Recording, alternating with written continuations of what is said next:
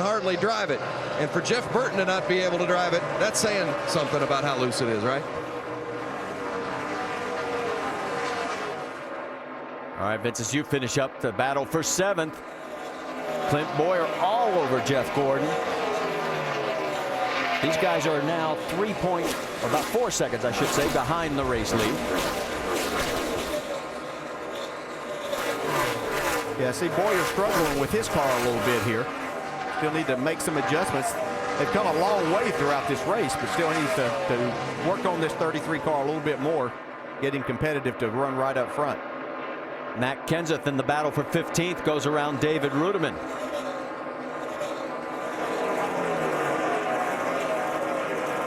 Wave of the hand from Kenseth.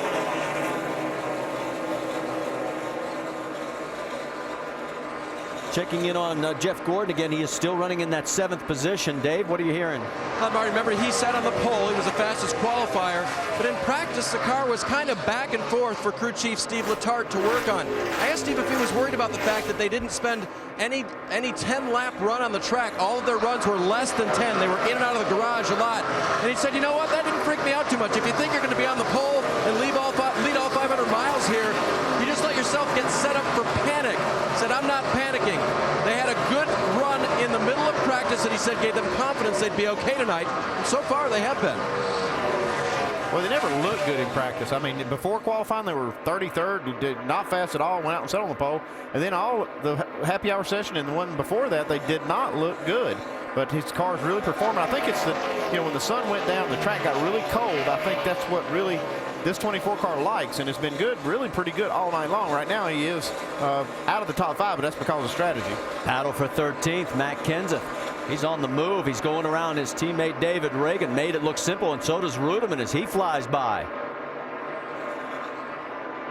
So Kenseth starting to move towards the front. He's picked up about 3 spots in the last 3 laps, move him up to the 13th position.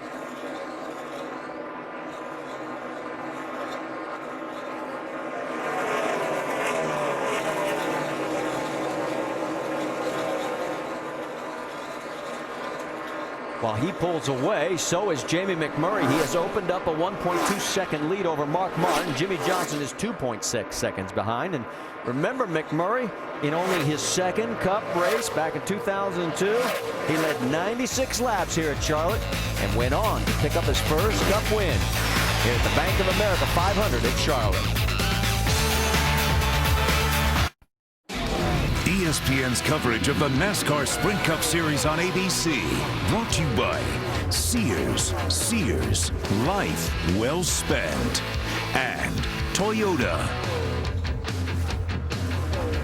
Back here at Charlotte Motor Speedway, we are working lap 152 of 334 at the Bank of America 500. Race leader right now is Jamie McMurray. We have a total of 4 cars officially out of the race. 2 others are off behind the wall. And as you see Jamie McMurray getting Robbie Gordon 1 lap down, or another lap down. Let's go up to speed and send it to Vince Welch. Well, it's been a good night for Jamie McMurray, obviously running up there in the front. He started 27, says the car's a little bit loose, but it's pretty good, although says he's got a little debris on the front end, he believes, because the temperatures are starting to rise. And in regards to a good night, remember, he was battling Ryan Newman for that 13th spot, something both teams were taking some pride in. Newman had early problems with contact, and it's been a big night from a points perspective in that battle for Jamie McMurray. Jamie Little? And behind him, Mark Martin, after last week's great run where he led 41 laps and finished 6th. That was the boost this team and driver needed. They've been running this particular setup for the last 3 weeks, and it's something a little riskier than his teammates are running. It has been working. The car's been a little bit loose tonight, but pretty good. Behind him, look who's coming. Jimmy Johnson, after spinning all by himself on lap 35, blowing out his tires, pitting twice for tires, he has fought his way back. I asked his crew chief, Chad Knaus, this morning, why are you guys so good here? He said it's adjusting to adversity, adjusting on this car. That is what they've done tonight. He's just a little snug now, Dave. About bouncing back from last week's motor failure this week, Kyle Busch said, you know what? We would love to win the rest of the races, but there's only one guy who could win the rest of the races in the chase. That's the guy right in front of him, the 48. He didn't pick himself. Now, when Jimmy got around him at this restart, here's what he said about him on the radio. Super respect for Jimmy Johnson. He'd like to pass him right now. Hasn't said anything about his car on this run so far. Doc? And Denny Hamlin, who started back in 23rd position, dodged the bullet on lap 1 with a spinning car of Kurt Busch. Had to come down pit road, change 4 tires, and then promptly drove this 11 car all the way into the top 10, where he has stayed for the remainder of the night. The car's still a tick tight. Remember, they didn't take tires on their last stop. Dave. And Martin Truex didn't even stop, Doc. Remember, he restarted second. He has fallen back to 6th at this point with a car they really like. It's the same one that they won the Sprint All-Star Showdown with here in May, and then finished second in the All-Star race. A good machine for Truex tonight. Jamie? And behind him is Clint Boyer. Now, he's led a lap tonight, got those extra bonus points. Remember, he is in the chase. He's down at the bottom, but this team is working to make effort with this car. You can see the damage on the right front. He's been in 2 incidences tonight, one on pit road with the 48. You see the donut on the left side, but this team is running a sticker thinking of the 30 miners that were rescued in Chile tonight. A great thought for all of them. Dave? In practice this weekend, Joey Logano was not able to get his car both balanced and fast. It's actually been pretty good that way tonight. And crew chief Greg Zipadelli told me that to get it there, they were going to go back to some all-star race notes from here in May, when Joey finished very, very well in that race as well. So the notes working well. Joey's still in the top 10. Now, Jeff Gordon's fallen back just a couple of positions right now. He said it was getting in traffic a little bit tight, but then when he got a little bit free of traffic, it got free. Looser and looser has been the report for Jeff on this run. Vince? Kevin Harvick started 24th. It did not take him long to get up toward the front. He's running the top 5 for a bit tonight, but right now the car not quite what he needs it to be. I mean, we're just burying ourselves deeper and deeper and deeper and deeper, whether it's pit road or track position like that. I mean, we can't, I mean, that just can't happen. Not tonight, because we are not fast enough to pass a freaking car. I can see that, but we've got a long way to work on it, and I think we can get it there.